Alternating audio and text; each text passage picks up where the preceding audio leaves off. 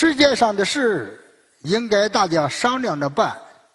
不能由一个或少数国家发号施令，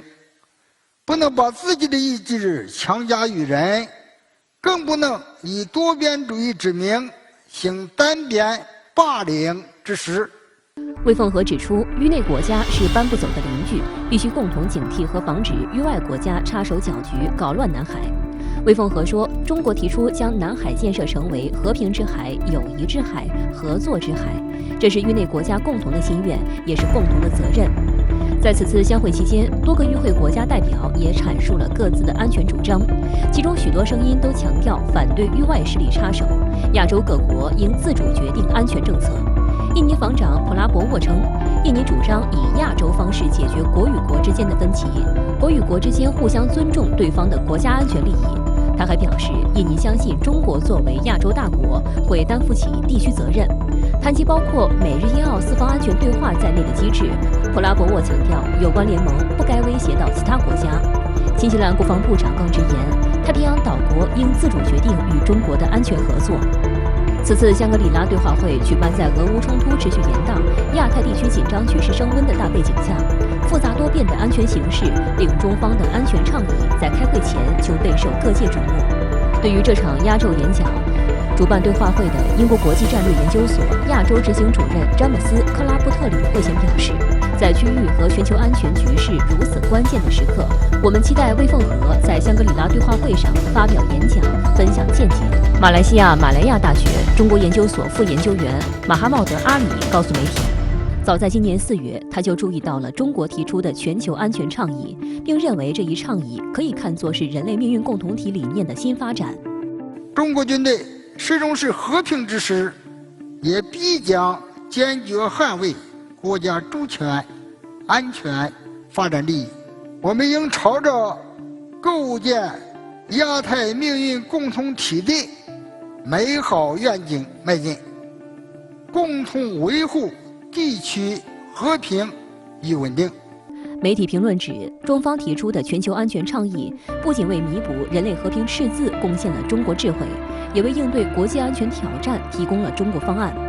还有外媒指出，魏凤和与参会代表进行坦诚交流，展现出令世界瞩目的大国风采。现在亚太地区基本上是两种这种理念。我觉得两种理念背后是两个前景。头一个理念呢，就是中国倡导的。中国倡导的呢，构建人类命运共同体，就是维持整个地区和平的这种安全稳定。美国呢是另一套理念，跟这个呢很不一样。美国的理念是什么呢？是搞这加强联盟体系，是加强军事部署，是围堵，是遏制。亚太地区呢，现在是全球经济发展的引擎。如果把亚太地区也要变成乌烟瘴气，变成这种四分五裂，甚至是这个变成冲突对抗的一个场所的话呢，这个可能对美国有利，对整个地区都是不利的。所以魏部长呢，这次在这个演讲中是旗帜鲜明的提出了中国的理念，当然也介绍了中国的作为，就是让地区国家看到呢，这个东西由地区国家来选择。我们是愿意选择战乱，还是愿意选择和平？我们是保持这个地区呢和平稳定、发展繁荣，还是要使这个地区倒退多年？我觉得整个地区国家呢是会做出他们的选择的。在外界关注的台湾问题上，魏凤和在讲话当中再次表明严正立场。他强调，台湾是中国的台湾，台湾问题是中国的内政，祖国统一是绝对要实现的，搞台独分裂是绝对没有好下场的，外部势力干涉是绝对不会得逞的。统一是民族大业，是历史大事，任何人、任何势力都无法阻挡。如果有人胆敢把台湾分裂出去，我们一定会不惜一战，不惜代价，一定会打到底。这是中国不二的选择。分析认为，魏凤和的表态不仅声明了坚定立场，同时回应了外界关切，对有意插手台海的外部势力以及台独分裂分子进行强有力震慑，这也和他在2019年6月将会发表的主旨演讲中就台海议题表达的中方立场高度一致。本来这个香格里拉对话会啊，它是讨论这种地区安全问题，主要是国与国之间的。台湾问题，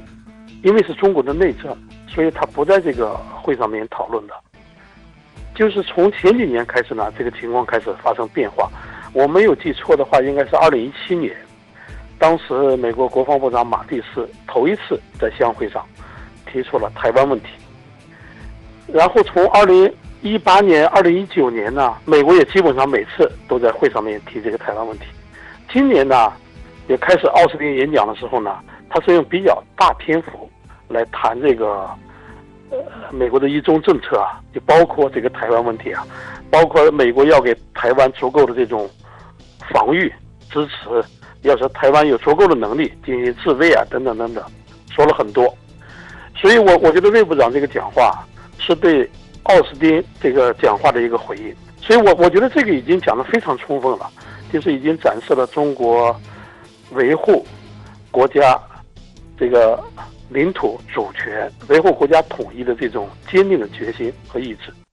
在相会多边场合，尽管中方代表团有时会面临一些负面声音，但中国从未缺席，并在各场多边场合积极主动沟通和发声，包括在会议间隙与相关国家防长、主要代表进行双边会见，并召开记者会介绍中方行程，回应外界关切，以此传达中国军方声音，阐述中方立场观点。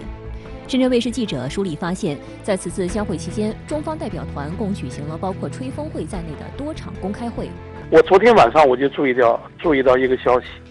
这个外媒呢炒说这个乌克兰总统泽连斯基11号下午呢，他做这个视频演讲的时候啊，说中国代表团全体退场，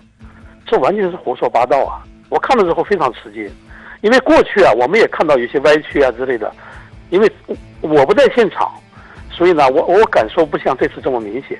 这次是非常明显，因为这就是白的还是黑的。如果你说一个东西好还是不好，你可以有主观这个表达，但是我退场还是没退场，我就坐在那个地方，从头到尾的坐在那个地方，然后呢，他就能把一个黑的说成白的。所以很多东西呢，我觉得确实是要澄清。现在这个舆论场，尤其是这个国际舆论场非常乱，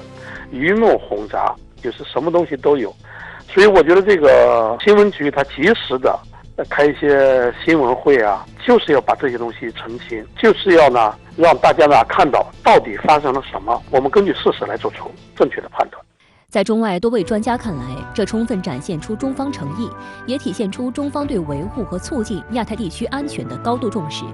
有专家指出，中国是个负责任的大国，不会轻易退出任何对话平台，即使有时候受到质疑或攻击。深圳卫视记者也多次亲临相会现场，见证中方团队坚定发声、激浊扬清的关键瞬间。很多人认为它是美国的一个舞台，它召集了很多地区国家的这种高官学者在一起。我们可以有两种处理办法，一种呢就是置之不理，他说他的，我也不用理他；另一种呢就是我们参与进去。因为讨论亚洲安全问题啊，西方呢经常，尤其是美国，经常是把中国作为靶子来说的，所以这样的话呢，他就不断的来说中国话题。